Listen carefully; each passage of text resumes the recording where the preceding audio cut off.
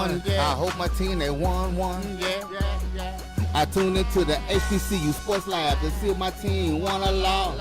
If they lost, I'm quiet as a mouse. But if they won, keep tab. I'ma do the dab, yeah. Dr. Cavil, he know what he be talking about. Mike and Charles, they know what they be talking about.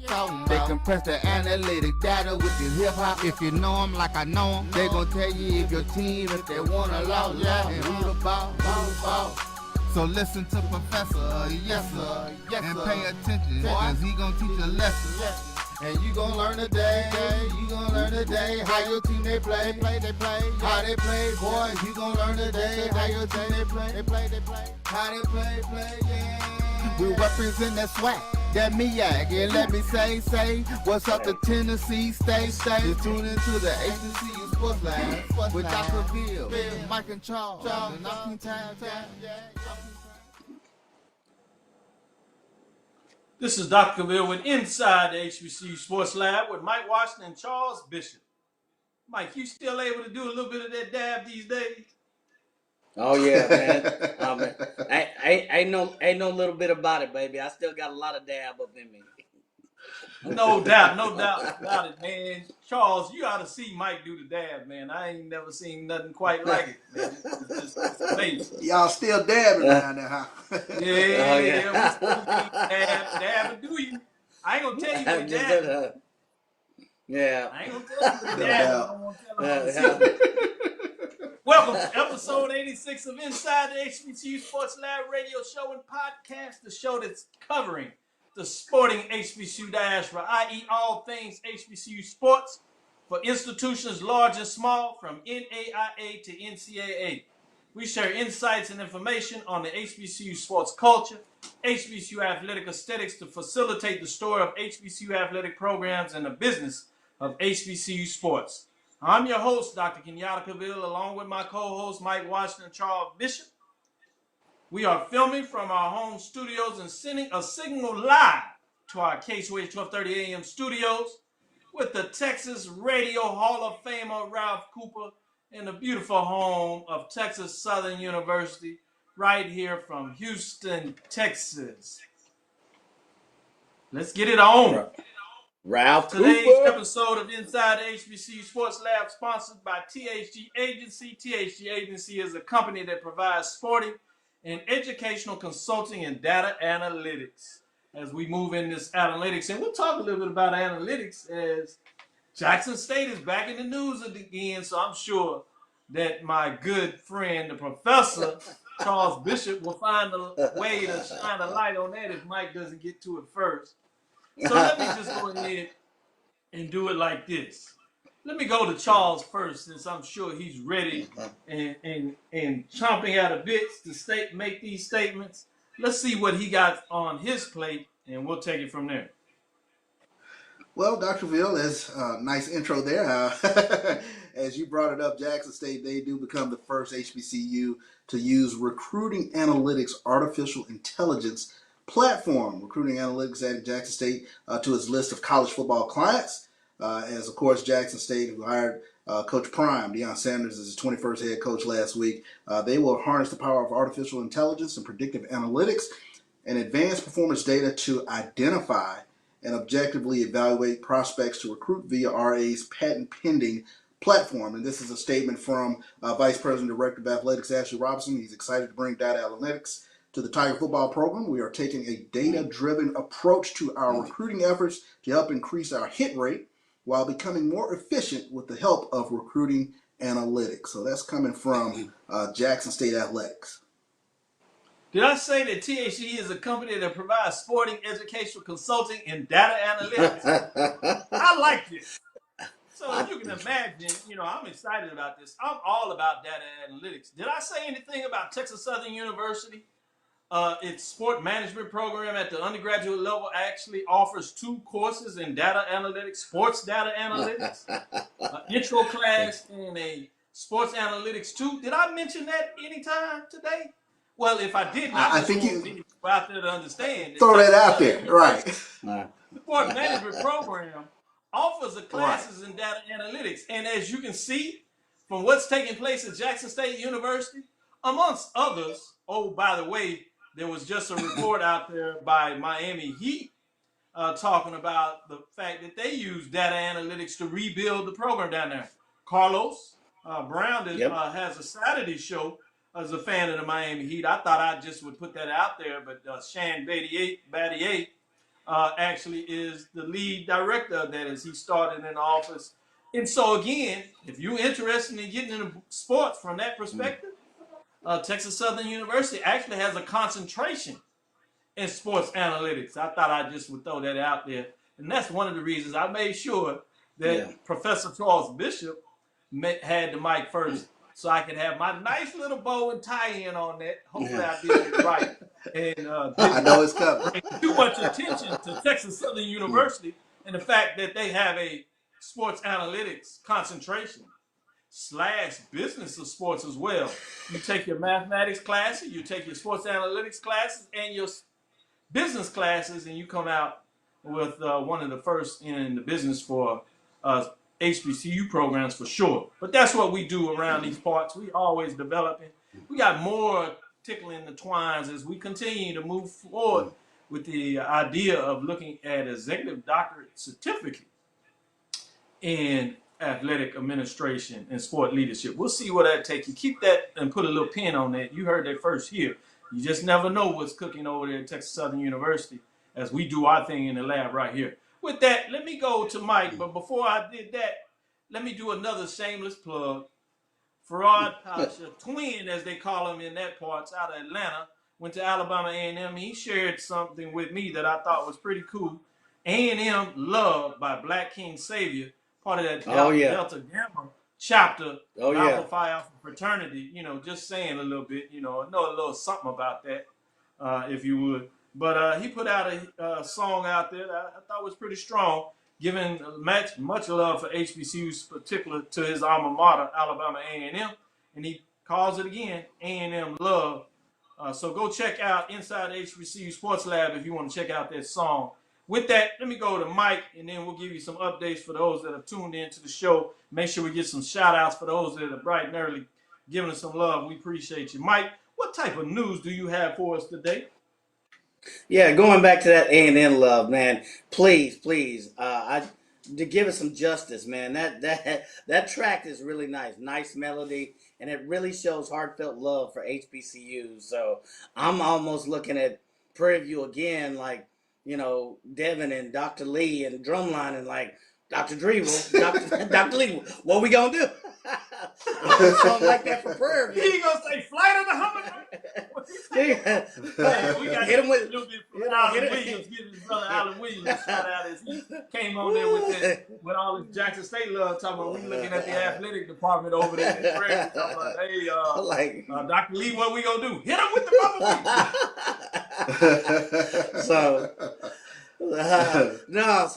my news of the day comes to us switching sports, so to speak, in the world of NASCAR. Winston-Salem freshman Rajah Caruth wins first career late model race. Now it came to us also from HBCUGameday, but I got it also from, because I follow Bubba Wallace. So I got his tweet initially congratulating this young man. He's a freshman at Winston-Salem University, cars for Rev Racing. So it's not in the upper levels just yet, but he piloted the number 6 Sunoco-backed Toyota into victory lane for the first time in what is becoming a rapidly ascending racing career for this young man at the budding age of 18. Congratulations to him. He has racing teammates Gracie Totter, who last week became the first female winner in the ARCA racing history, and then Isabella Robusto, who finished 4th and 6th. So growing up a NASCAR fan, and you have a large number of African Americans who are feeding into that NASCAR network through their diversity and youth driver development program, which was established in 2019. So the first driver from the iRacing background, and that's where he got a lot of his training. He's touted as being very impressive. So Saturday's win was celebrated widely on Twitter with recognition not only from NASCAR, but from the likes of Bubba Wallace and other corporate sponsors. So Sunoco announced earlier this year it would expand its partnership with Rev Racing to become the full-time backer for Carruth's car. Full-time backing. I don't care what level in NASCAR you're on, is really big. So congratulations to Raja. Yeah, that was pretty cool to read. Shout out to Winston-Salem State being a part of that story in regards to the program they're developing up there. You're talking about creating a unique niche in terms of HBCU in the area where everybody knows that in North Carolina, obviously racing, particularly NASCAR, is huge. So the fact that he was able to get that and the way that you tied all that in with Bubba Wallace, Michael Jordan, man, that's big news. So everybody just know as we get in here, I'll give a shout out for folks out there. Today's show will be a good one. We'll be joined by FAMU Vice President and Director of Athletics, Kortne Gosha, to discuss the Adidas apparel deal, $10 million for Bragg Stadium renovations, and fundraising in a pandemic. To give you some updates of what's going on. Let me get some shout outs. Belinda Johnson out of Houston. Chuck Hunt has joined us as always. Anthony Mackey. Fly, Chuck. Eagles, fly. Oh boy! Look like he tell Anthony we don't want to hear any of that noise. I hope he hears me. I don't want to hear any of that noise. That Eagles mess. Oh, so that must be different Eagles, the professional Eagles. I see where that one was going. So yeah, we'll get into that little bit of news about the Bayou Classic. Just joking, that's some big news in terms of what's going on. And we'll get ready. We'll bring Courtney just shortly, get a couple more news updates, and then we'll be ready to go with a Power Pack interview. We got Anthony Weston. What's up? As he says, what it be like, everyone? Tali Carr from No Huddle and Aspire as they get it done with HBCU Game Day. Every Sunday, check out Aspire, the network, and obviously you can go check out all the articles and things they got going on there. Tali Carr says, who is the professor? For folks that don't know, I didn't finagle my way, and Charles Bishop is back at school, so he's working. He's working at the doctoral level, so don't be surprised. A little time will come around, but we'll be talking about him as a doctor before too long. Dwight Moore says, sports, recruiting, and analytics. Yes. Jamie Walker, Thomas White, big Southern guy right there with his apparel as he continues to get it done with Mogul Threads. Got some partnerships coming up shortly. I teased you last week a little bit, but we got some more in the works. So keep your eyes on that, as I should say. Willie Alex Hines, Primetime Analytics. Will that help Jackson State win the SWAC this year? We'll see. We'll see. It's better that you're trying or not. Jason Cable, Dr. Jason Cable of the SWAC office is joining us. Obviously, you got Ralph Cooper, the Hall of Famer, doing his thing, making sure that we're heard in the Houston proper on the airways, so we certainly appreciate him getting it done. Sherry Vaughn, Waylon Henry, one of my students, thank you, one of my students out there, as he has his training facilities. If you are from Houston and you need somebody to work you out, he can get it done. Check out his website, man. He's talented. Bartholomew Moss, Donald Crawford, Ernest Jenkins, Carolyn Jenkins, Dwayne Calvin, Pierre Butler, Russie, LaShant Harris, David Sims Jr., Wendy Jenkins Bishop. Hi, guys. What's going on the front line? And she getting it done for us. Appreciate all those out there doing that work. Fred Whitted, just to give you a couple of updates, WSS Winston-Salem State has a NASCAR program and has a racetrack in their stadium. No doubt about it. Yeah, that's a big program. We're that's actually huge, working on a project at Texas Southern to partner with them in some of the work we're looking at as we develop a broadcast engineering out of the School of Communication. So, again, cutting-edge stuff at Texas Southern University on the academic side. Watch what we do, not what we say. So with that, as we get into it, let's go ahead and we'll find a way to break into some more news a little later. But we have Kortne Gosha. That is none other than the Vice President and Director of Athletics at FAMU, known to many as Florida A&M University. Let's bring him on. I like that. He has his Rattler shirt on. He's ready to go. That's nice. I like that. I got to tell. I like that. The deal is not consummated until July 1st. We're sharp on that list. When Adidas send you that box, we want to represent on the show. So you got some caps, some Adidas, FAMU. Hey, we can make send it all to Houston. FAMU on the show. We just say extra large, I'll say this: we will. Get in here.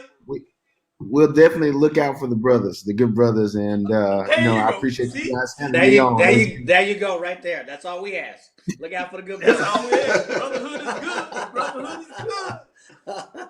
No doubt.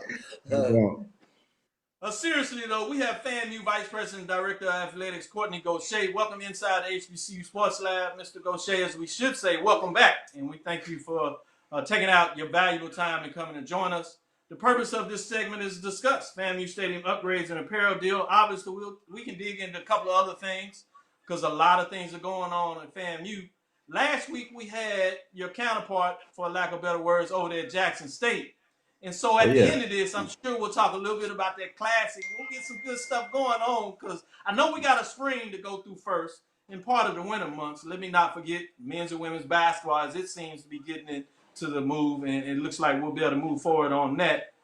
Hopefully, if we can get some direction on COVID-19, but that's a different discussion for a different show that's bigger than any of us. But with that being said, man, you're doing some great things over there at FAMU. Brother, we're trying. I'll say this: everything that we've been able to accomplish thus far, true testament to my staff. I generally get to deliver the good news, but they're the people that are doing all the heavy lifting behind the scenes, and so we're fired up. This is just the beginning. We talk about turning the vision into reality, and we certainly try to do that in our short tenure here on the Hill.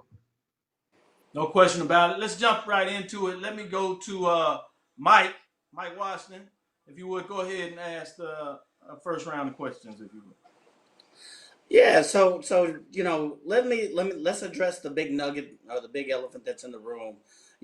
Much has been heard about this new deal with Adidas. So can you tell us what brought this deal about? There's a word, about opportunities for the Marching 100, National Alumni Association, SGA that are included.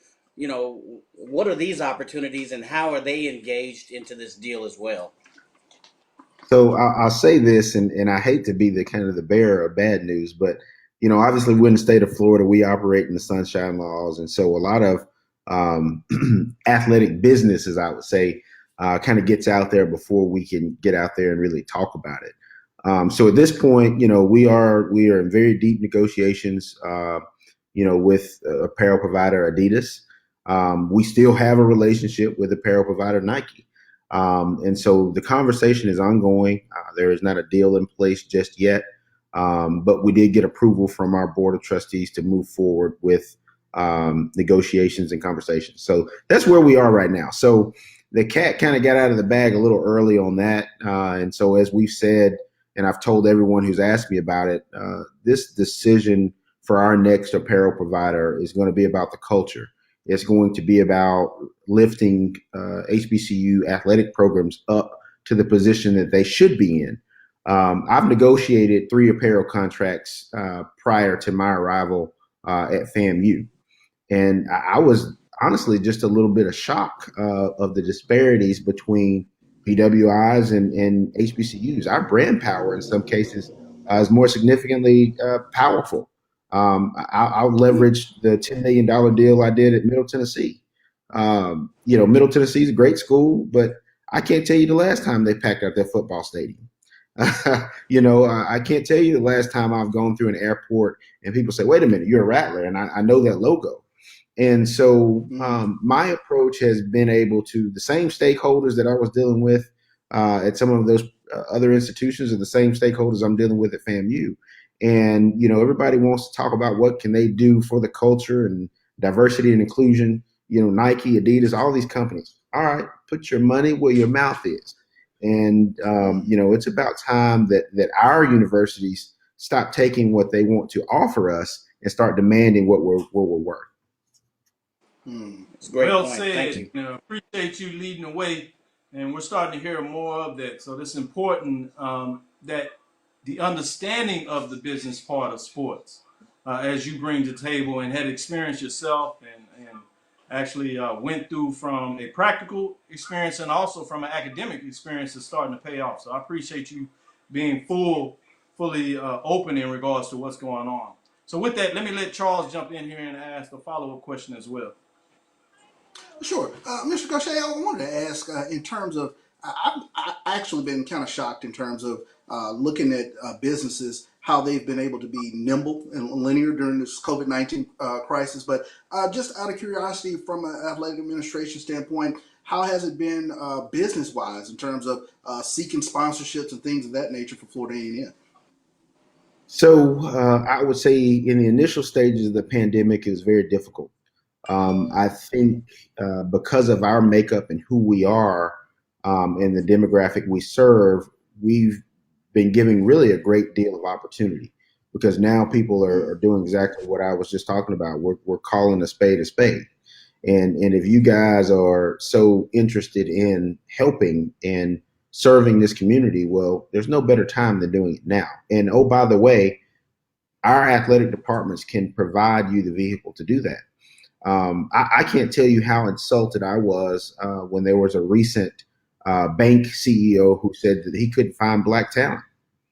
And, unfortunately, I would say, that's disappointing, serving at the number one public HBCU in the country at this time, and understanding that there's such a great opportunity for not only our students, but our athletic programs and things that could be, identified as a return on investment for institutions like that. But our time is now. We've tried to capitalize on that. We've pressured the people that we do business with. We've pressured people that aren't doing business with us and saying, hey, you need to draw a line in the sand so we know which side you're on. And that's locally, that's nationally. And for a lot of our alumni who work for these institutions, hey, it's one thing to be prideful, to support your HBCU, but when you're in a position of power, we need to have a deeper conversation about the impact that you're making and really the populations that you're serving. So we've taken advantage of some opportunities in this time, but initially in the pandemic, it's been crazy. There's no secret. We reduced our budget by $4 million. That's not easy. That's not easy. At some point, you're going to feel the pain. A lot of it's all virus driven because of the game guarantees that aren't coming in. Some personnel. I've got some people having to do 2 or 3 jobs because that's what it requires. Fortunately, we've been nimble and lean enough where we haven't had to have a significant level of furloughs or layoffs. But we did. My entire staff and athletic department staff took a voluntary 7% pay decrease until the next fiscal year because it was important for us not to, attribute to the 40 million people unemployed. No doubt about it. I know part of that is the fact that, people that are employed certainly understand the fact and the value of being employed. But have you had the ability, or were there any practices that you could put out there that you were able to do in regards to keeping the morale up with all the things that are taking place? Is there any secret in being able to push forward in a positive note with all these negative things that are surrounding you, many of them out of your control and part of business in regards to just balancing the budget, in fact, of what you have coming in and what you don't have coming in? Can you share any framework on that thought? Absolutely. So there's no secret to it. I think the first thing that you have to do is be open and honest with people. We're in a people business. Unfortunately, the circumstances sometimes, it's not so nice, but bad news doesn't get better with time. So deliver it and assure people that you're going to get through this together. We started talking about sacrifices. I was the first person to say, hey, I'm the AD and I'm doing this. This is my sacrifice and this is how we're going to address it. I think taking the opportunity to really go through what are some of the priorities in your organization. It was important for us that the student athlete experience was not affected. So we wanted to make sure that we still had our study halls, we could still feed our kids, that they weren't having to come out of additional out of pockets and all those type of things during this time. Mental health, man, even on a personal note, just being able to have an outlet to talk to, and these young people whose lives were just uprooted totally, with life choices that either come back to school and compete and be a student athlete, or to move forward in your next phase of life. There's a lot of seniors who didn't have a senior day. And so just being there as the head of the department, to say, hey, we're here, we understand what you're going through, and how you're feeling is natural. And just in the time of social injustice, supporting our student athletes. We actually did a march a couple weeks back, and I can't tell you how much it meant to our student athletes just to be there and to support them. And these are some trying times, but just being a leader, a servant leader. In order to lead, you got to serve first. And so that's been our approach at Florida A&M. Thank you for sharing that perspective.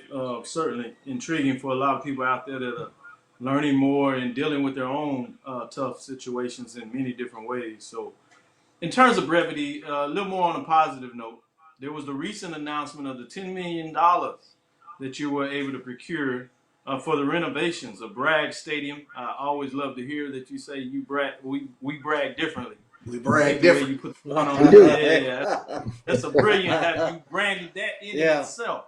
I think it is. You have me running around here talking about brag differently. What are you talking about? Nah, Don't worry about it. It's a little something. I got this fraternity brother. He just repeats it once in a while. It just rubs off. Hey, if you want to get something done, just send the alpha man. Just send the alpha man to get in there. No doubt about it. So talk a little bit about procuring these funds, and then in regards to the construction, when will it start, and some ideas about the renovation, and if you would, in partnership with the I'll follow that up later. But talk about the $10 million procurement and how that will look in terms of stadium construction start and what people can expect. So, I'll tell you this, I think it was my first week on the job here at Florida A&M, and, you'd heard about the stadium. I didn't know the full gravity of just the condition it was in or the short runway I was going to get. But I was reminded of my time online that week. I was handed a folder and they were like, by the way, the stadium, it's not going to be playable if you don't. You got to find some money real quick and get the thing out the ground. So man, I had some flashbacks, but we went to work on that thing immediately, and you start looking for partners. You start really racking your brain on best practices and things that I've done at previous institutions. In some of my previous environments, the public-private partnerships with your local municipalities. Was something that we brought to the forefront. And so here in Tallahassee, there is the political machine. So we had to have a lot of conversations behind the scenes and to ensure that when we asked that we were going to have the support to do so. And so we've been working on that since day one. And the timing was right. We had all the stakeholders in position, and so it was time for us to strike. And Bragg Memorial Stadium is more than just a football stadium here to our community in Tallahassee. It's an anchor and a community asset. We've tested over 50,000 people for COVID-19 since the pandemic started, free of charge. And if Bragg Memorial Stadium wasn't a valuable option, we wouldn't have been able to serve our community at that time of need. On top of the local middle schools and things that, that we provide a facility for them to compete and play in. And so that was our pitch, is, hey, this is a community asset. But again, I talked to, and I've said this about the apparel deal, it's about time we start demanding what we're worth and stop waiting on people to offer us something. FAMU football alone generated $11.5 million to our local economy on an annual basis. So I'm not talking about chump change.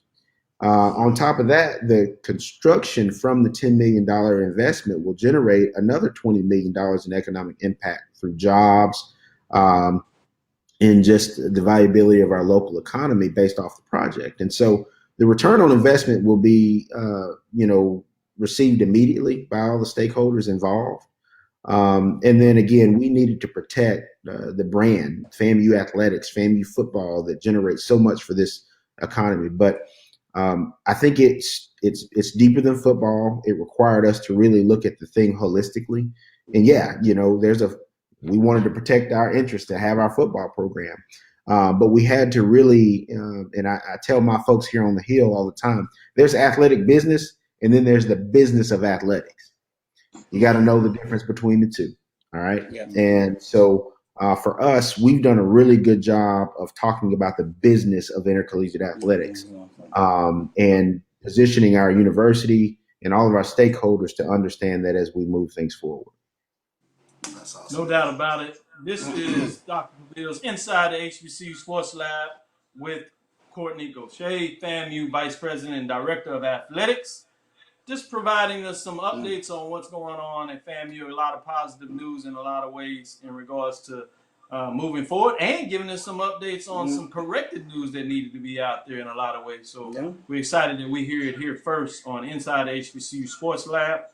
With that, we'll take a quick break, and if you can hold on, Mr. Goshay, we'll be right back with you to follow up and close out on this interview with that. This is Dr. Bill Inside the HBCU Sports Lab with Mike Washington and Charles Bishop. We are back. For the first time in 62 years, the Florida Memorial Lions will hit the gridiron, and their home games will be streamed by the Black College Sports Network at www.FMUAthletics.com, www.mybcsn.net, and on the MyBCSN app, available on Google Play and the Apple App Store.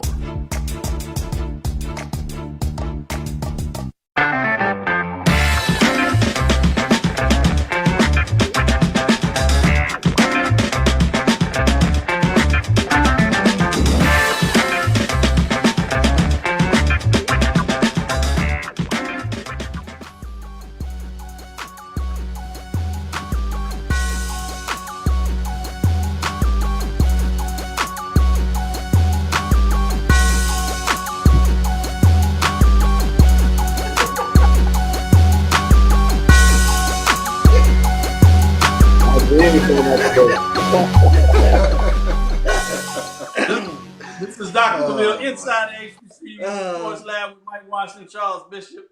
We're interviewing FAMU Vice President Director of Athletics, Kortne Gosha, and you're watching Mike Washington do his little dab as well as the Ford way. As he goes back to college in a little bit, he got excited. Just to give you a little insight on that, Kortne, in a lot of ways. The actual producer of that song that made that is a fraternity brother of ours, I should say.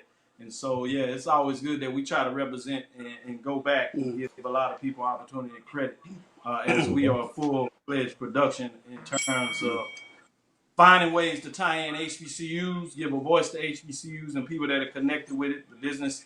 So as you talk about appropriately, making sure that we understand the value of HBCUs and making sure businesses that would like to do business with us or should do business with us or are doing business with us, that they understand the value, and part of that is also us making sure that we do business with us as well whenever necessary. Again, so we appreciate you coming on the show with your time and providing these updates because there are a lot of people that want to know about FAMU and a lot of networks that you could do it on, both HBCU related and not. And the fact that you chose to do it with us means a lot to us. Not to say that you shouldn't do it with other groups, and you do, but we do appreciate that here. Back to this. Let's dive back into this. Before I pass the mic back to Mike Washington, I want to go a little detail as we got off. You were talking about, in a lot of ways, analytics, and understanding the value proposition. Mm-hmm. And part of that is being able to get all that data. For anybody that was around, I'm not sure who would have missed out that information when you made the presentation to the board. And obviously, it's a public institution, so a lot of that stuff was open. And usually, you don't have to do that because you're usually talking to your board. It's on campus live, so it's the people that had that interest. But in this way, it worked out to some degree because it provided all that extra interest from people that were out there, and obviously the vote was in the direction that you were making the recommendation. But the reason I bring that up is how power-packed the data was in terms of making that decision. The decision was a data-driven decision. Obviously, there were cultural components that were important there. There were the emotional decisions that were there. But the biggest frame that I got from you and the board members in terms of the trustees, as they call them there, was the fact that they were really looking at the analytics, the data. What was the analysis saying? As you drive that, as you go forward and continue to make these business deals in your role as the Vice President and Director of Athletics at FAMU, explain to people of how you accrue all this information and such of putting the data in such a way that a business can appreciate and understand the value that you are asking for, right? There's a connection in between in terms of you putting the data out there and such that you can command certain dollars versus you going to somebody in a business and not necessarily having the data to support what many of us know, but the fact that you were able to put that data together. Talk a little bit before, if you would, before we move back into some other updates. I think that it's important for people that may not understand that get a vision of that framework. Absolutely. So, and I tell our folks all the time, if you're not at the table, that means you're on the menu. And so for our people, we my staff, we have a variety of different backgrounds. I weigh very heavily on my senior women's administrator and chief financial officer. But then, again, just like us, we're a public institution. So we do a lot of public records requests. We want to see everybody else's deal. And let's find out why, and I'll use for an example, I have a bunch of state schools in the state of Florida. I got South Florida, FAU, FIU, Florida State. So let's look at their deals. Let's look at opportunities where we might be identical. And it's not, understanding, I can't compare my brand to Florida State's holistically, but there are some things that we do well that they don't. And so data mining to kind of get all of those resources before you go and make a pitch to someone. And then secondly, be bold. Now is the time, I think, for institutions that serve our populations. It's now time to ask for the stretch goal. It's not, Bethune's here, so, we need to be right in here. No, who says that there's a limitation on us? And I think that's been our approach, is to really aim high. If no's the answer, that's fine. We're the same place we were.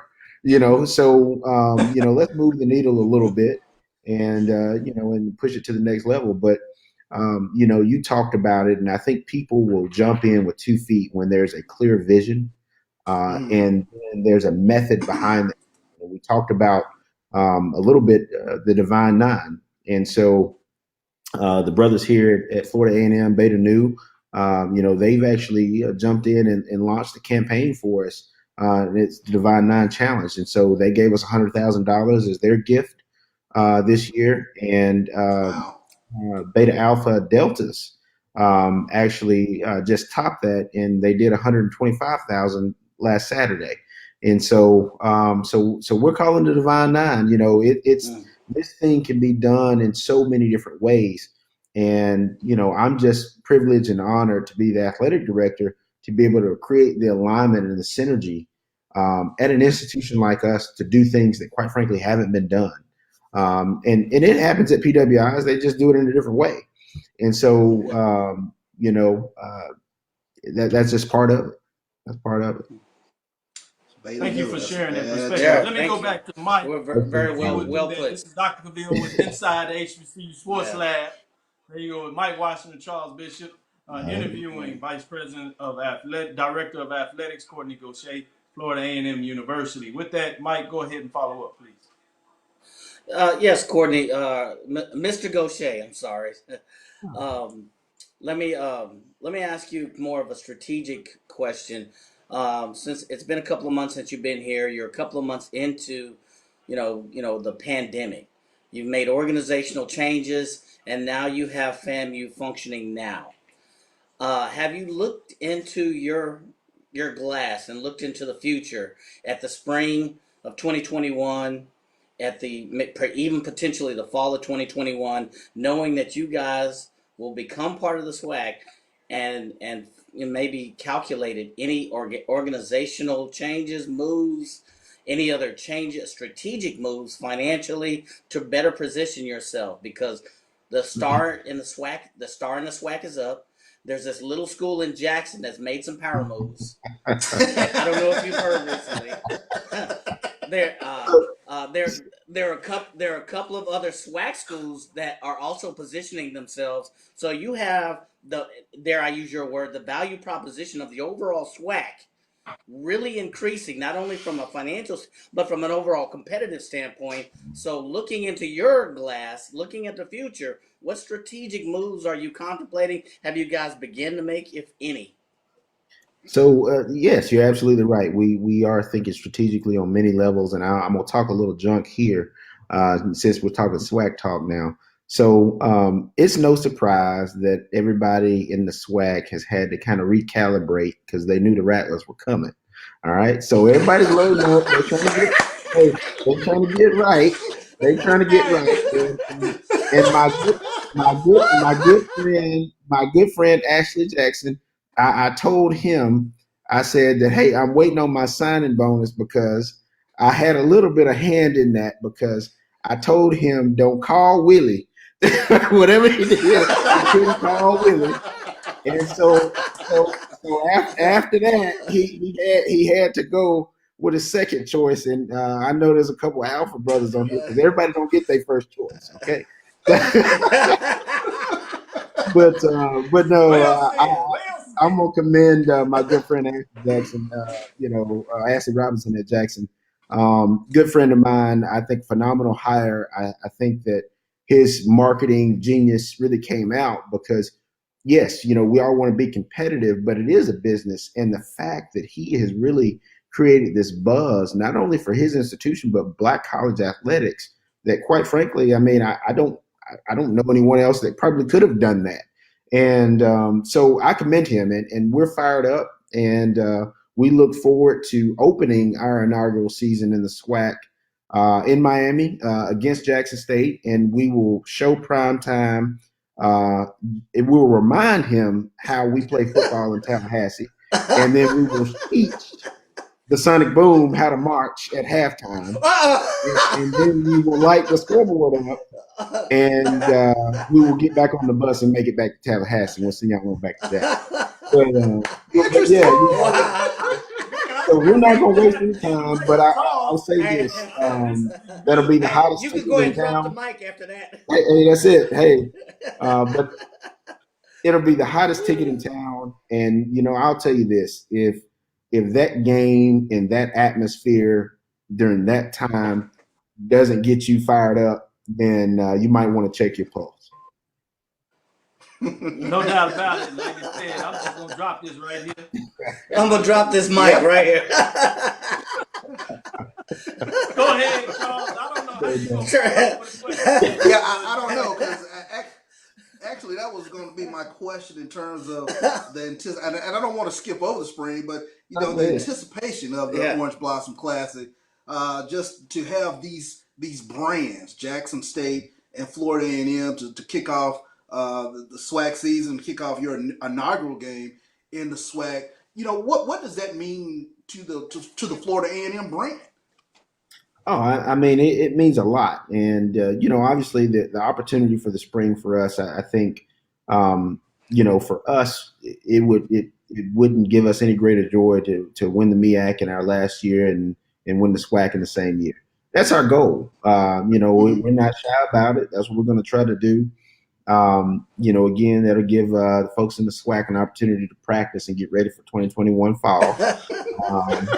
So, hey, we're looking forward to it. And again, our kids, man, it's crazy. And COVID has created some unique environments, and one of them for us, we're renovating our football field house still, and our new weight equipment hasn't arrived yet. And so when we started workouts again, we moved all the old equipment outside underneath the stadium. And so now our kids, they call it the trap house. And man, they are lifting, and I mean they are turning up out there. And I said, so we're ready to play some ball. We hope that everybody else is ready for what's about to happen. So excited about that. That's pretty cool. Last one here, because I know your time is valuable and you got to go. And so we'll obviously give you the last word, but just wanted to kind of put a bow on this and tie it up in regards to your thoughts. Would you have any idea? I know they're still working on the schedule, I believe, in the MEAC. They put out the time frame of it, but the individual schedules maybe not. And with the potential to be able to go to the playoffs, they had to push the schedule back. So I don't know if there's much room for non-conference games. I know originally you were going to be able to play some non-conference games. Has there been any thoughts about teasing some folks out there in terms of the of the SWAC and maybe playing a non-conference game in the spring? Once the schedule comes out, we've been in constant communication. Really, right now we're waiting on the MEAC to kind of finalize where we stand, so that we can lock some things in. And so we've been in conversation. Several of our SWAC peers have been calling, and again, they're excited to play us, and we're excited to play them. So but again, that's part of it. We're going to roll with the punches. So if we can get some non-conference in there, we're going to work it out. If we can't, we'll stay laser focused on winning the MEAC and then having a unique opportunity to maybe go to the FCS playoffs. Institutionally, we've had some success in the playoffs in the past. And so, that would definitely be a great way to kind of, cap this COVID year and transition to a new year, because, I think it'd be a great opportunity for our student athletes and just what they've been through. And I think, honestly, COVID has made us, our administration, our coaches, our student athletes, I think it's made us closer, and we're just looking for the opportunity to kind of get back to a sense of normalcy. No doubt. Well, we'll leave it right there. Well said in regards to the history and the playoffs recently under Coach Joe, getting a lot of things done. And then you go back, obviously, in 1979, kicking it off, being the only HBCU to win 1AA at that time. Now, obviously, FCS, kicking things off back in 1979. To pinnacle in regards to what you're able to do when you talk about that rich history and having some level of success. So great point you make there. We'll give you this time, if you would, for anything that we haven't asked you that you certainly want to share with the listeners, in particular maybe the FAMU Rattler Nation out there in regards to what's going on in Tallahassee with FAMU in regards to those parts. Well, again, thank you, gentlemen, for having us and obviously giving us an opportunity to talk about some of the great things that are happening on the highest of Seven Hills. But again, we ask all of our supporters and donors and friends of FAMU, support us. We need you during this time, and support us through the Rattler Athletic Fund. That can be done through FAMUAthletics.com. Hit the invest/give tab. And so we look forward to getting back and competing this spring with our student athletes. And thank you guys so much for having us this evening. No problem. Appreciate it, man. Yeah, Boy, no it's doubt. going to get good. We got some stuff in the spring. Got a little snuck out there. If it works out, you might see the Rattlers this spring over there sneaking around in the SWAC.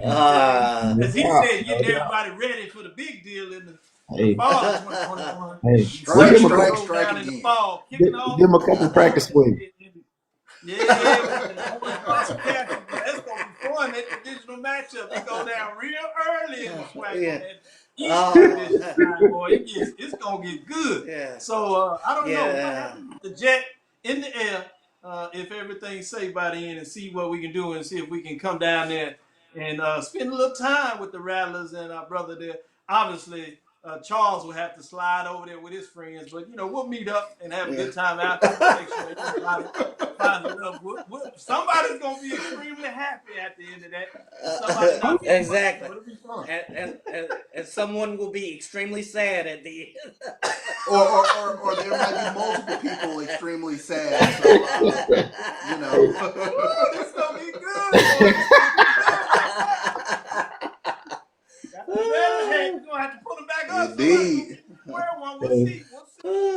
With that, all seriousness, we appreciate your time. It's all in good nature and fun. This is what we do here. We get you the information, but we have fun doing it.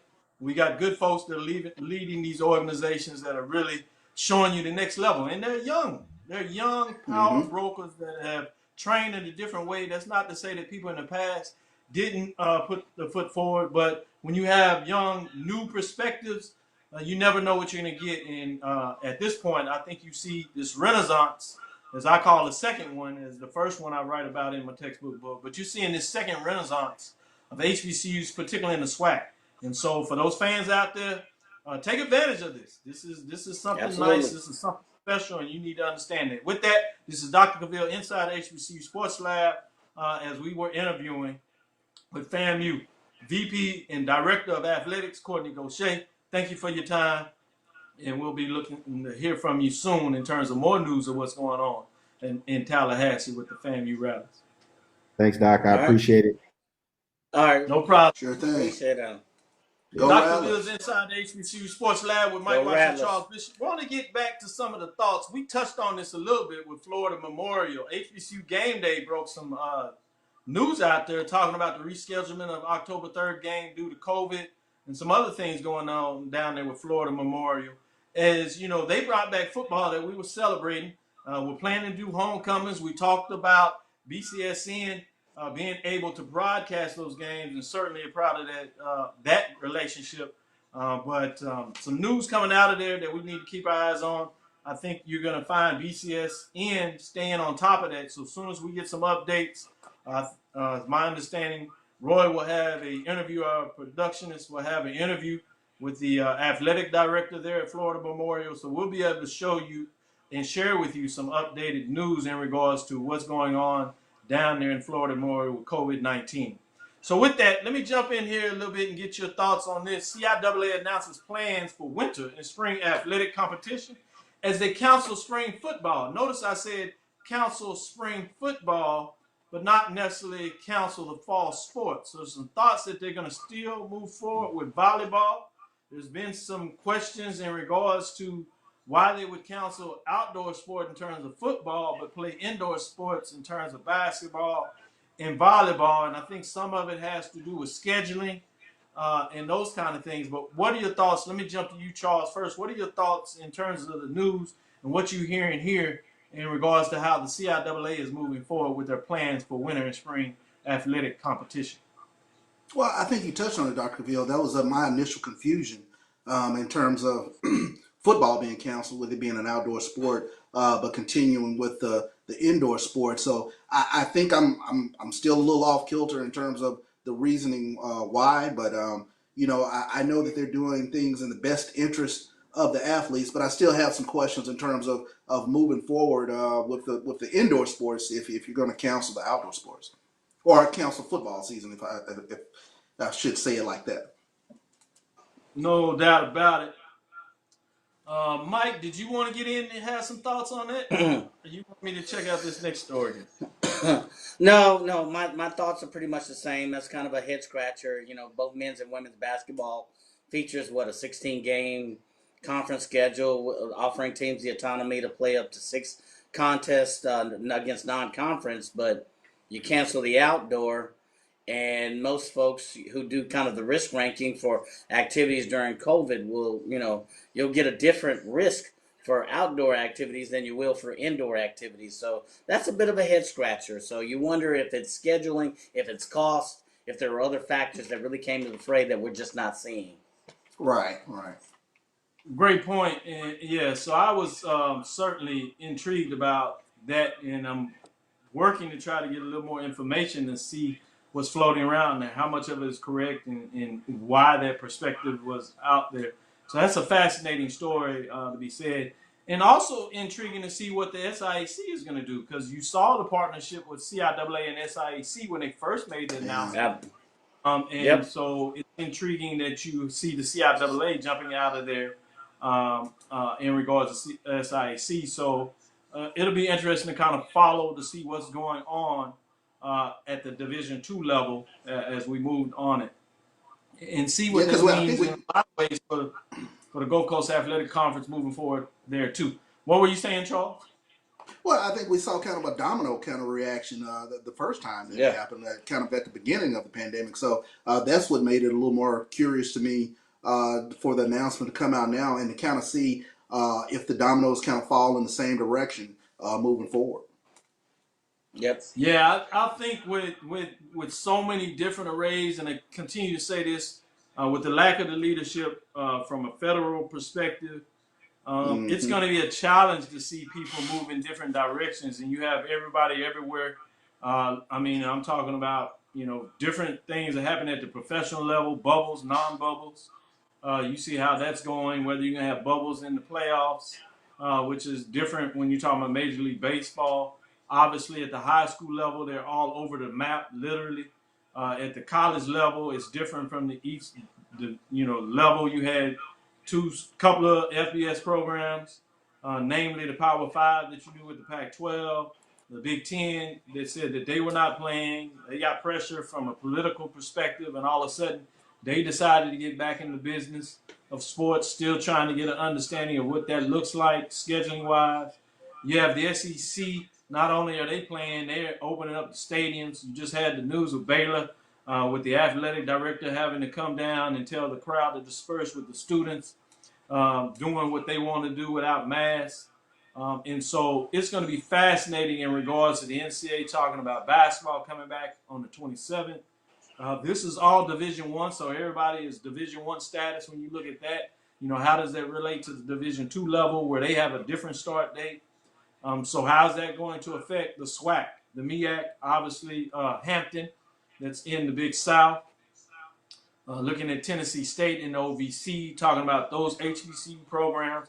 I'm fascinated to see how that will go forward. So those are just things that come to my mind that it looks like people are pushing forward. But you have to beg the question, what has changed? And so I'm really intrigued about how this is going to come back. Obviously, we have seen the level of success. That needs to be put out there in regards to what the NBA, the National Hockey League, right, the WNBA, as well as MLS, what they have been able to do in regards to the bubble. So there is a format that works.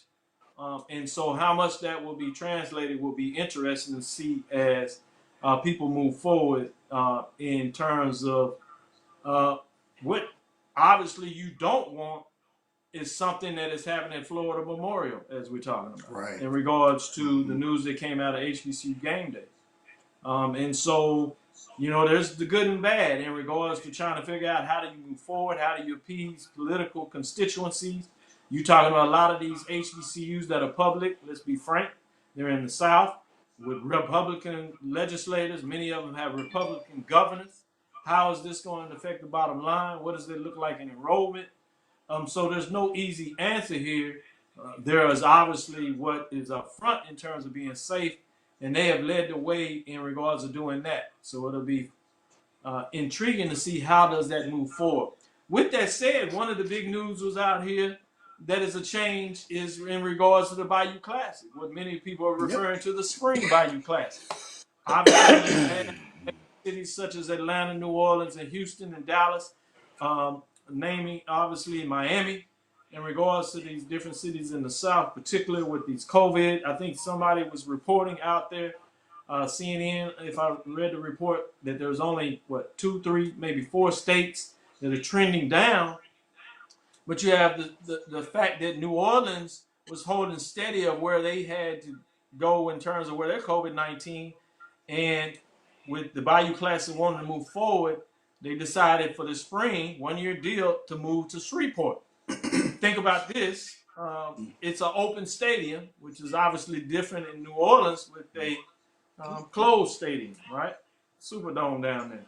So I wanted to get some of your perspectives on this in regards to the Bayou Classic. The official announcement was made yesterday during a press conference at Independence Stadium attended by Shreveport Mayor Adrian Perkins, both the university president and the head coaches, that the Bayou Classic would be moving to the spring and moving from New Orleans to Shreveport.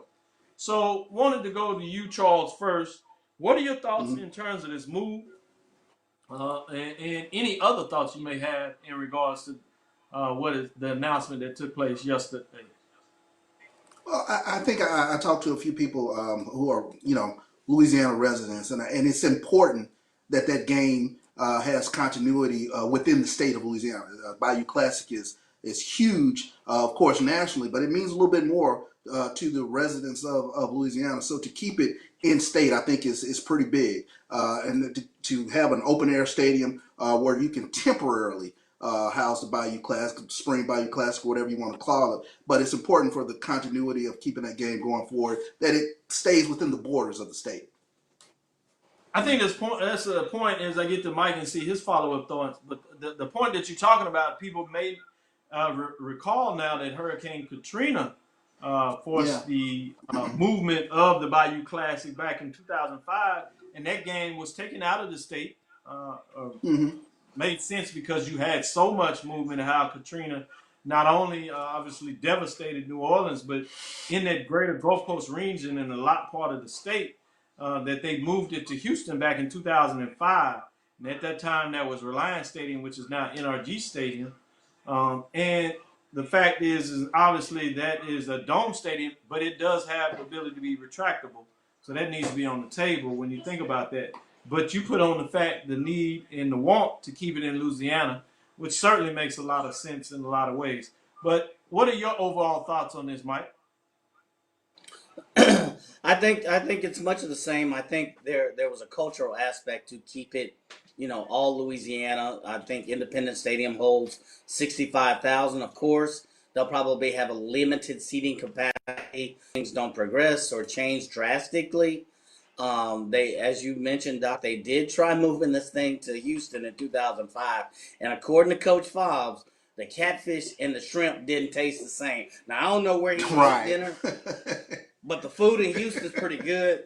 So that hey, just Mike, means that's a great point. It's not like they chefs and they people ain't cooking. They moving it. It's the same folks cooking the food. It's Louisiana-based people. Yeah, it's normally Louisiana folks cooking it in Houston. So I think there was just a lot of, and then also if you look at the exposure rate, the hospitalization rates, and the increased rates of COVID-19 of Shreveport compared to New Orleans, there's not a significant difference. Not really. So you're just basically moving it from point A to point B. That's a good point.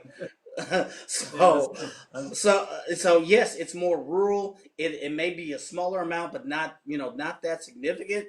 So really, you're just looking at keeping the venue in the state, for the sake of those folks who have the most vested interest. Those folks in the state of Louisiana. I get it. But I'm just it's the cultural component. Yeah, it's the cultural component, but I'm still on that Houston comment because we got a lot of Louisiana places here that cook good catfish, good shrimp, good etouffee, good gumbo. So I don't want to hear that from Coach. Yeah, I don't know why Louisiana folks trying to claim some catfish anyway. Catfish. Don't know what's going on. Because catfish is a Mississippi thing. I agree with you. Catfish is Mississippi. Yes. Yeah, I got folks. My folks from Louisiana, so I know the tradition. I know the food. I know who can cook, who can't. And if you got true soul food in you, it is really not that hard. Just because somebody got put off the boat or got chased and pushed to one state over, unfortunately, in one death camp, as I like to say, instead of the plantation. Now, don't get it twisted. Don't let these folks draw these artificial lines between states and make you think you something that you're not. You all the same people coming from Africa. I know some of y'all even look a little hard for you to say that, even if you stopped in the Caribbean first. It ain't that much. Rather, some of us got dropped off in South America and Brazil. So, I know a little bit about that. So, but that's a whole nother story. I don't want to make y'all nervous. Some of y'all get nervous with all that. Y'all not ready for that. Jackson State is on the road. Announces facility upgrades with that. But before we do that, let me make sure that we tune all as we move and give thanks to the Hall of Famer, Ralph Cooper, as we close down on our second, make our transition before we get going to our second segment. Excuse me. We're looking to bring on a special guest. We'll see if we can work that out about bringing a little direction to the show. But want to say thanks as we close out a KSOH 12:30 a.m. radio side in regards to Ralph Cooper, the Hall of Famer. That's KSOH 12:30 a.m. Beautiful home of Texas Southern University in Houston, Texas. Giving shout out to Ralph Cooper. So we'll give you a quick break and we'll be right back with the second part of the show. This is Dr. Cavil inside the HBCU Sports Lab with Mike Washington and Charles Bishop. YT Productions.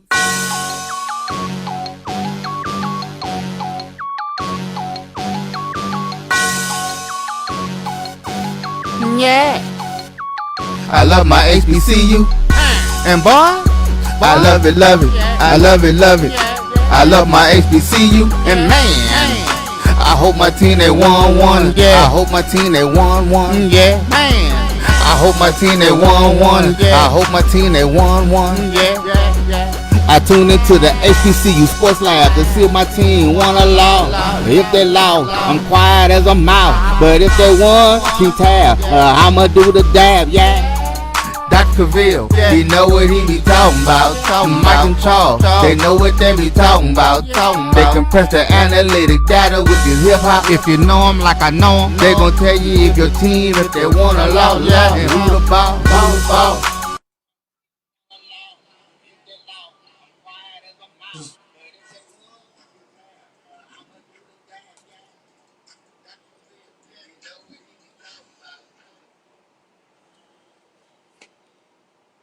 This is Dr. Cavil inside the HBCU Sports Lab with Mike Washington and Charles Bishop.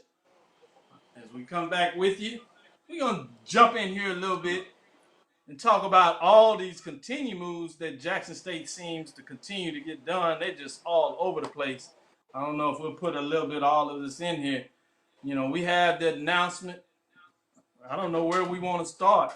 But let's go ahead with this athletic assembly announcement. Jackson State is rolling out announcements, facility upgrades, spring football season tickets, possible switch to Under Armour, Coach Prime donates shoes to teachers, and AI announcement. We talked a little bit about the AI, but let's get into this facility upgrades.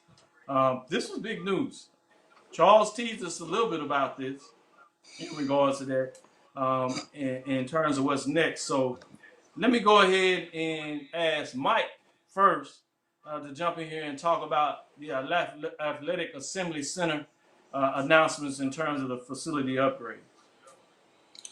Yeah, I guess the first thing that stands out to me is kudos to Jackson and whoever their marketing and branding program is, because this comes out all in the midst of the announcement that Coach Prime is taking the position, the announcement of several players, and now you roll this out.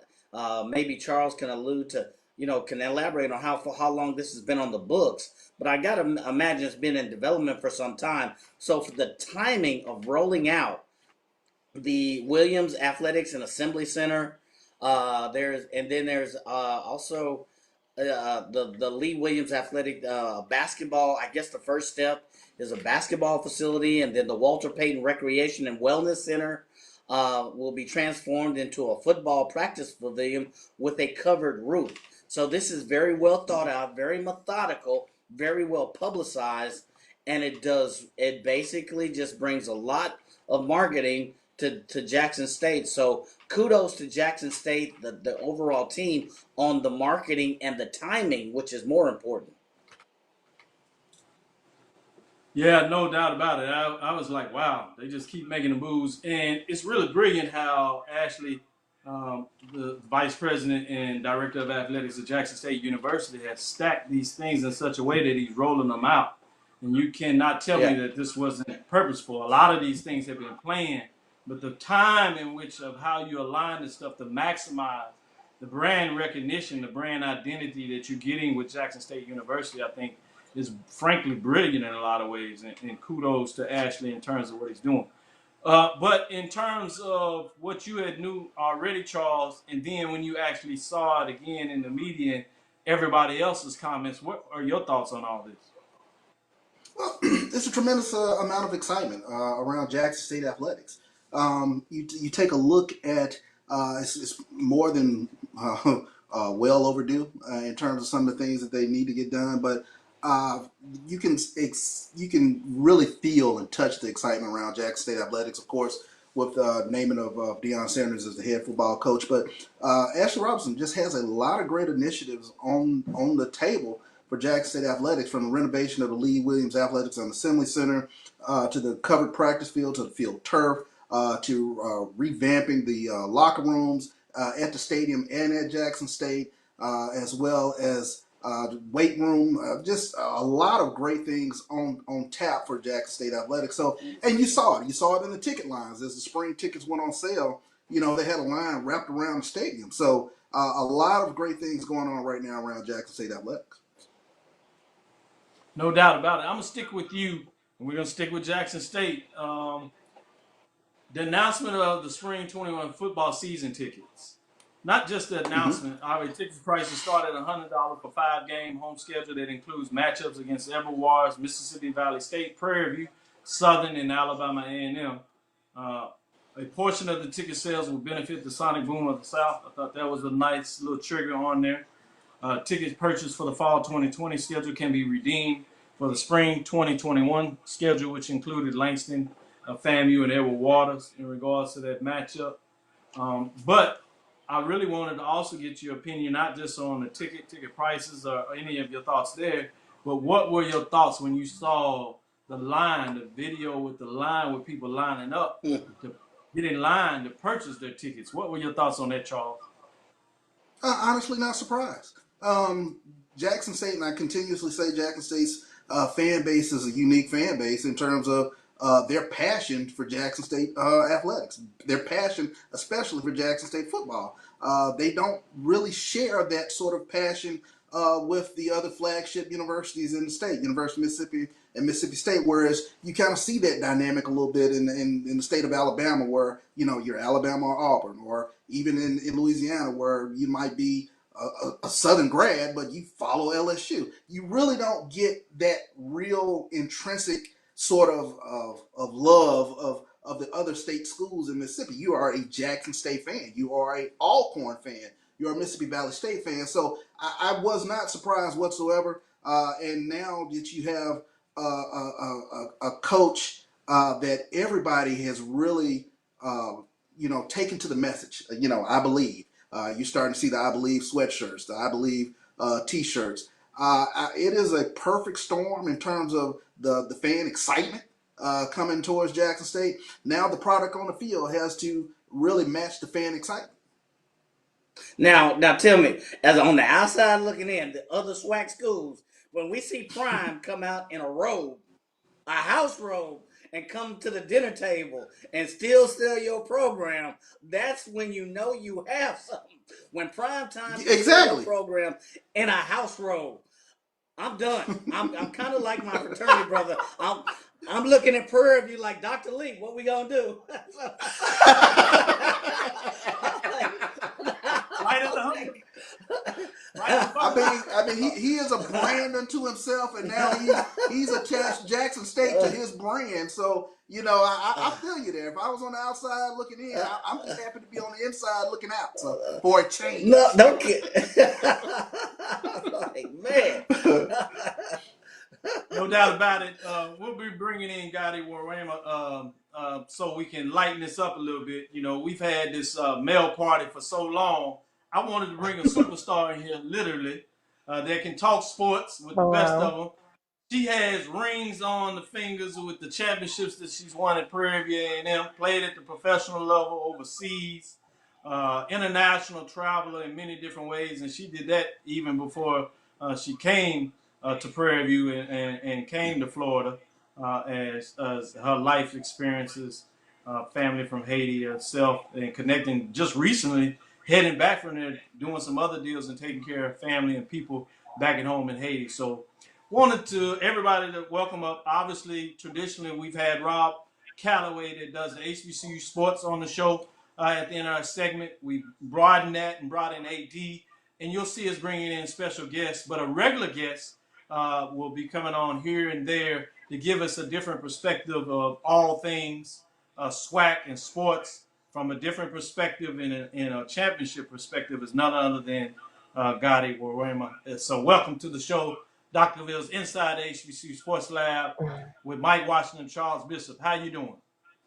I'm wonderful. Thank you for that amazing introduction. And I just want to let you know, I like your quarantine look. It's very groovy. It's been a while. I let it grow out doing it. I tell everybody, I was like, sometimes it's time to change it up, and you see how you can change a professorate look. And so I've had this clean look for so long. But I said, well, I grew up with my brother being a barber to let people into the family side of Dr. Cavil, Kenyatta Cavil, for those that know me close. Then when we went to college, Mike knows this, my roommate, fraternity brother, he was a barber. He actually is the one that does the opening to the show that y'all listen to, Tabby, as we call him, Lawrence McCall. And so I've never had to learn to cut my hair. And then when I came into Houston, it just happened to be that a friend from back at home, literally a high school friend, a couple of years ahead of me, he's a barber. So he has his own barbershop. So I support him at the barbershop. So I've never had to cut my own hair. And certainly wasn't going to run to no barbershop during COVID-19. Thank God I didn't, because you heard tremendous. And I've still supported him in terms of making sure that I just bankroll when I am able to get back to the barbershop. I just paid ahead of time. Here's my fees.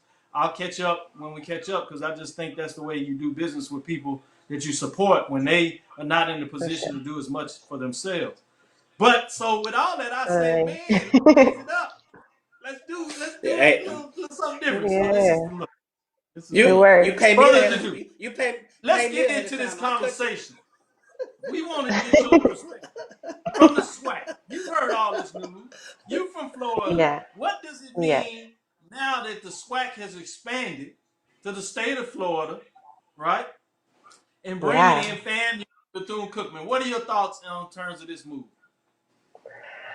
Oh, I have so many thoughts. When I first heard the news through the SWAC newsletter, I was really surprised and excited. I think that it's a wonderful move for the SWAC and for FAMU and BCU. I remember when it was BCC back in the day, but I think they'll definitely benefit from having the support of a conference that is continuing to grow in strength, and nations can only add value to the conference. So I tease all my friends who are alumni of FAM and BCU. You know, I'm like, okay, it's about time you guys join the right team. So I get to welcome them personally, but I'm just really excited and really interested to see how that will look across the board on all sports. So let's get into some of the sports. With that, let's break down the first one, and I'll let you, Charles, to break down the first sport that you want Gaati to get into and talk about some of the thoughts she has on some of these matchups, the biggest matchups she may be looking for, or whatever direction you want to take it. But go ahead, Charles. Well, hi, Gaati. How you doing? Obviously, Good, I want to talk a Charles. little bit about Bethune-Cookman, and they're a very strong program coming into the Southwestern Athletic Conference. Vanessa Blair-Lewis, she's been there 12 seasons. They've won the MEAC, a regular season championship, 4 out of the past 5 years. But for fans who are not familiar with this Bethune-Cookman squad coming into the SWAC, talk a little bit about them and what they bring to the SWAC now that we have FAM, Bethune-Cookman. Southern's going to be strong. Prairie View, Texas Southern. Jackson State is now an upstart, but talk a little bit about BCU. Well, BCU, Coach Lewis is doing an incredible job down there with those ladies. And I've had an opportunity not to meet her personally, but to listen to her in several interviews. And her passion for the university, for those ladies, is contagious. And just to hear her vision over the years and see it manifest in the way that she's developed and motivate the ladies to just excel and play at their best level is really great to see. And, they continue to progress every year. And so with that competition, especially coming so close on the East Coast, I know that with Coach Frida Freeman-Jackson, I know she loves competition, and she's over there rebuilding. And so many universities are just, everyone's just curious to play each other and excited. And so for myself, being a Florida girl, but went to Texas to go to college, my loyalty stand with Prairie View just because, that's my home. But Right here. right. So you Right like here. that, and I know what's up. I know what's up. But I just to see how they compete with the 8 universities that were here, and then how how it continues to challenge the student athletes to just want to play at their highest level. That's what I'm really most excited to witness. Sure. So yeah, everybody wants to know. That Basketball. was really nice. Broke that down just so professional. But back in the day, how many bucks gave the Wildcats when you was putting the game on the floor?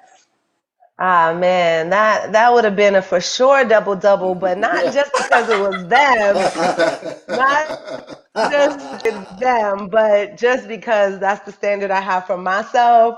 So I know, but because particularly they're in Florida, and if we were able to travel to Florida and play FAM and BCU, a lot more of my friends and family would have been able to come to the game. So I would have definitely had to show out and maybe get a 30-piece game. I don't know, but hypothetically, of course. Yeah, I'm gonna let Mike follow up with that, but I gotta ask you seriously as we get back into it. What does this do for the recruiting side of this? You actually had to recruit. You were recruited. Obviously, you came under Coach Cooper, a legendary coach. He's now at Texas Southern University with her second stint at Texas Southern University, and you all laid the foundation for a legacy brand in terms of women's basketball at Prairie View, and the second level of basketball in a lot of ways for the SWAC from the beginning years with Shirley Walker and the things that she did at Alcorn and some of the things that we've seen at Jackson State. Texas Southern's women's basketball program that went to a final championship game at the NAIA level a lot of years. But the second layer of what we saw the transition for the SWAC in a lot of ways I attribute to what you all were able to do with Foundation at Prairie View. But talk a little bit about what this means in terms of recruiting. Obviously not just Texas and Florida, where a lot of people say there's a great amount of talent in these significant states. But now you're going to see some of this rubbing off between Alabama State and Florida, the cross-sectional rivals. Obviously, we can get in some conversation what we see with Deion Sanders taking the head coaching position at Jackson State, and the Mississippi rivalries that will naturally be done with FAMU in terms of Willie Simmons, the offensive coordinator at Alcorn State, the previous head coach at Prairie View. So as you notice, second to none in a lot of people, more so in basketball, but you follow all these sports. You talk about this from a perspective of covering sports, a media head, and in different ways. What do you think this means for the recruiting with the institutions now SWAC taking this second branded level? What are your thoughts on that? Yeah, that's a great question. I believe that it definitely elevates the SWAC's ability to recruit and cast a wider net on the athletes and the caliber of athletes that we're able to recruit. So, for example, back in the day when I was coming out of high school, I really didn't know much about HBCUs. And meeting Cynthia Cooper, that was just an experience that's not really common. But I remember thinking as I selected Prairie View as the university to go to attend, that I'd be going so far away from family. A lot of people that grew up watching me play wouldn't be able to see me, and thinking and wishing that maybe she had gone to FAM and been just a bit closer to home. So I took a leap of faith because I wanted it that bad, and I wanted to play for Lennon, someone who could help develop me more as a player so I could take my game to new heights. But for those athletes who probably don't want to go as far from home or and still have the HBCU experience, I think that it's a really valuable thing for them.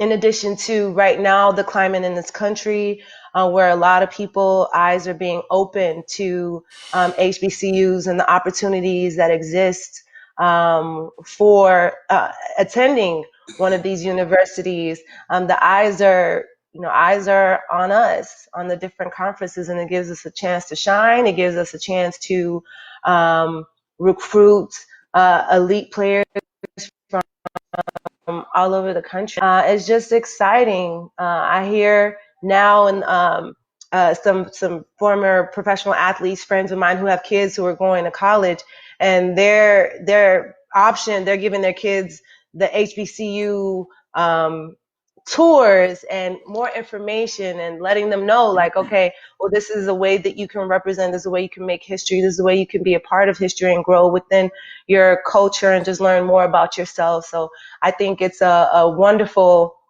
and beautiful opportunities in a number of ways. Yes, this is Dr. Ville inside the HBCU Sports Lab with Mike Watson and Charles Bishop. We're bringing in the guests to the show, Gaati Werema, playing her collegiate basketball at Prairie View A&M University, winning several championships there, back-to-back championships, both regular season, three-peat, and tournament, just to name a few things that she has done in her great career. Get it right. Get it done. Coming back and announcing games and just giving us a different perspective. So wanted to put that on the table for folks that may not know, that have been lost to the world somehow. But with that, Mike Washington, if you would follow up. Yes, Gotti. It's nice to meet a fellow Panther from Yes. Prairie View A&M University. Yes, thank you. I'll have to have my flag up next time. That's right. Oh, that's right. Represent. Don't half step. So exactly. Knowing a little bit about your bio, I don't know if everyone knows, you had a lot of offers from a lot of different schools, and you chose to go to Prairie View. Fast forward, here we are in this pandemic era with the social culture, especially not only with Black lives, but the African American culture moving, then the changes of the SWAC, all of these dynamics happening at once. Explain to me, at least from your perspective, why it's important for African American females athletes to consider HBCUs, because you've had here two prominently recruited athletes that changed from, I think it was Texas or Texas A&M, and decided to go to an HBCU here in the state of Texas. So explain, why it's important, why it's relevant, what would move you just as it did them. Yes, well, it's important on so many levels. I think that, and it's a fact that going to HBCUs as a African American, it teaches you so much more about yourself and about your culture, and how we are not a monolith and how diverse we are. And through that, you can start to see the sides, you can start to discover parts of you, and connect with people who have like mind and like interests, and create these long lasting relationships that can last, throughout life. And in my experience from freshman year, I've met people that have changed my life and helped me to understand myself more in this society where you kind of have to carve out your own path. And I really appreciate that. And then as on the athletic side, you really have an opportunity to make a shift. And it is a huge thing to me just because of my heritage. And so my thought process was, okay, I've been to the university and there are not that many amenities, there may be some areas where we may lack, but if you come in and you're able to create a win culture, that shifts every season, and ultimately it creates a ripple effect that benefits the athletic program and the university for years to come. So from the decision that I made, I started to see the benefits of it before I graduated. From the type of woman that I developed into, from seeing coaches who understood me and pushed me in ways that I didn't expect. But yeah, I mean, there's just There's just so many different opportunities. And then to now go back in the last 3 years and see what small contribution that I feel like I made and how the program can still continue to benefit now and moving forward, and then being able to pay it forward. Being able to work for the SWAC. I was employed by the SWAC for a number of years, and as well as Prairie View A&M University. So it's like the gift that keeps on giving. And you don't realize that while you're in it. And I think that's at any institution, just because as a student athlete, your focus has to be definitely on your sport and, of course, school, and making sure that you take care of business to stay eligible and all those great things and perform at an elite level. But the benefits are just numerous, and the relationships, Dr. Cavil, from freshman year, I met him on the Hill, and here we are over 10 years later, continuing to cultivate that relationship, and now in a different aspect where, it benefits us through life. So those are just a couple of the benefits that I think exist. Thank you. Man, Thank I you really very much. appreciate that, and I think that's so true. With yourself, Coach Cooper, Dr. Charles McCullough, who happens to be now the commissioner, and so you talk about those Yeah. relationships developing. You never know where they go, and working with the SWAC office and how they interconnect so many different ways. But you were one of those fundamental building blocks with that team that has put Prairie View, I believe, in the situation we're talking about now with the facilities and recommitment. Because you were on the hinds of us losing those 80 straight football games that many people, rightfully so, picked on Prairie View about in regards to what that did in a negative way to the brand. But the fact that you were able to be a part of the winning tradition led to other sports understood that they could win. It led to the commitment from students of putting the fees in the facilities upgraded. It led to a greater commitment from alumni like myself, I can perfectly say, in regards to understanding the little bit and the little things that you do can make a difference and will make a difference. So I'm here to testify on your behalf from here. The last thing we'll do as we start to close this up, I did think it was important to construct the broader perspective that people don't always see as we talk about African Americans, but a lot of ways in the broader global perspective, we talk about blacks, this Afrocentric diaspora. You talked about your heritage. If you would share a little bit about that connection, and how people may not realize when they see people, we think about this American context. When I say American, I'm talking about United States context of African Americans or black, but how it's broader than. We see that to some degree with Kamala Harris in terms of vice presidency. We've seen this what I've had Nana Asari coming over here with the Nigerian, and actually him in terms of Ghanaian and different connections. But what I refer to this Caribbean, Afro-Caribbean, whichever way you want to frame it in the broader perspective of HBCUs and an interconnected woven. Talk about your heritage and the rich heritage that you come from and its connection to HBCUs. For sure. So I'm first generation American. My parents are Haitian and Kenyan. And they've been sticklers about knowing the history of where my family comes from. And ever since I was a little girl. And so knowing that history, I always pulled strength from from knowing that my ancestors sacrificed so much, took journeys where they risked their lives to get to America to provide a better life for my siblings and I.